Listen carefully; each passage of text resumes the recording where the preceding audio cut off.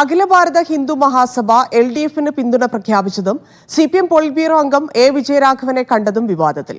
അഖില ഭാരത ഹിന്ദു മഹാസഭ ആരുടേതാണ് എന്ന് അറിയില്ലെന്നും അവരുമായി ഒരു ബന്ധവുമില്ലെന്നും CPM സംസ്ഥാന സെക്രട്ടറി MV ഗോവിന്ദൻ പറഞ്ഞു.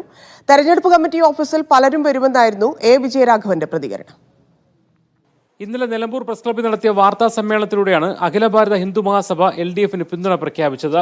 അഖില ഭാരത ഹിന്ദു മഹാസഭയുടെ പിന്തുണ LDFന്റെ M. സ്വരാജ് എന്ന സ്ഥാനാർത്ഥിക്കാണ്. കാരണം കഴിഞ്ഞ കാലങ്ങളിലും അഖില ഭാരത ഹിന്ദു മഹാസഭ LDFന്റെ കൂടെ തന്നെയായിരുന്നു ഉണ്ടായിരുന്നത്. എന്നാൽ അത്തരമൊരു സംഘടനയെക്കുറിച്ച് അറിയില്ലെന്ന് CPM സംസ്ഥാന സെക്രട്ടറി MV ഗോവിന്ദൻ പറഞ്ഞു.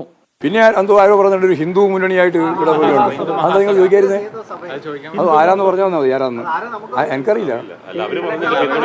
അവരോട് ചോദിക്കും ആരാന്ന്, എനിക്കറിയില്ല. ഇതിന് പിന്നാലെയാണ് A. വിജയരാഘവനുമായി കൂടിക്കാഴ്ച നടത്തിയ അവകാശവാദവുമായി ഹിന്ദു മഹാസഭാ പ്രസിഡന്റ് രംഗത്തെത്തിയത്.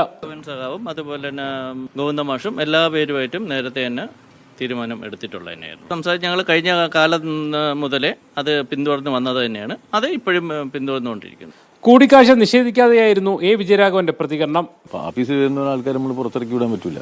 ഇത് സാധാരണ നടക്കുന്നതാണ്. ബാക്കിയൊക്കെ രാഷ്ട്രീയമായ വിവാദങ്ങൾ ഉണ്ടാക്കാൻ വേണ്ടി ശ്രമിക്കും. തെരഞ്ഞെടുപ്പ് കാലത്ത് എന്തെങ്കിലും ഒരു വിവാദം ഉണ്ടാക്കാനുള്ള പരിശ്രമം സ്വാഭാവികമായിട്ട് ചെയ്യുന്ന ഒരു കാര്യമാണ്. ഹിന്ദു മഹാസഭാ പ്രതിനിധി എന്ന് അവകാശപ്പെട്ട് ഒരാൾ നിലമ്പൂരിൽ നാമനിർദ്ദേശ പത്രിക നൽകുകയും പിന്നീട് പിൻവലിക്കുകയും ചെയ്തിരുന്നു. Team media 1 Nilambur.